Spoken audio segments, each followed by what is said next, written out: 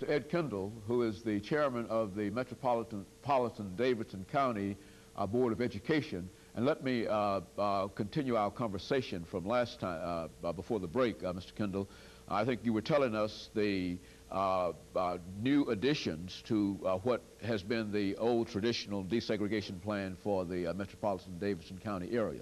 Let's have you to talk about that plan and to talk about some of the other things later on, but let's start off by having you to give us some information about this new plan. One of the things under the existing plan, it was designed primarily to deal strictly with the desegregation issue, with diversity and those kinds of issues. Under the modification plan, or the commitment to the future, we've taken a little different approach in trying to look at achievement as being the driving force. Obviously, we do not want to revert in any way to any kind of segregated school system, but we want to look at achievement as that driving force.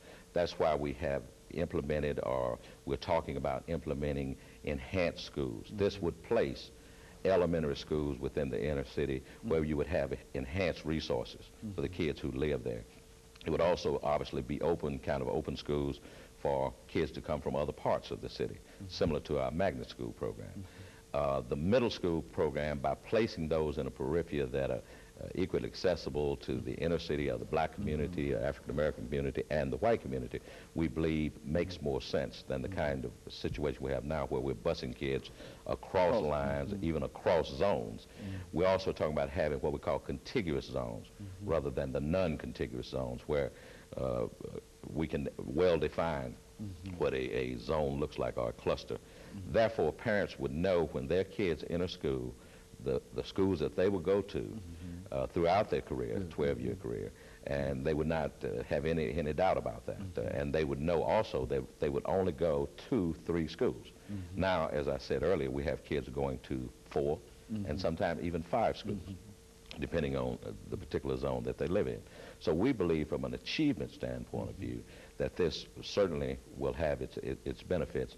The enhanced schools, the middle schools, and also we want to have dollars, money and resources for low achieving kids, wherever they may be, whatever color they may be, and from whatever background they may be, to follow them to the schools that they are zoned to. And those resources then be used by that school, and that school be held accountable for the achievement level of these kids to increase.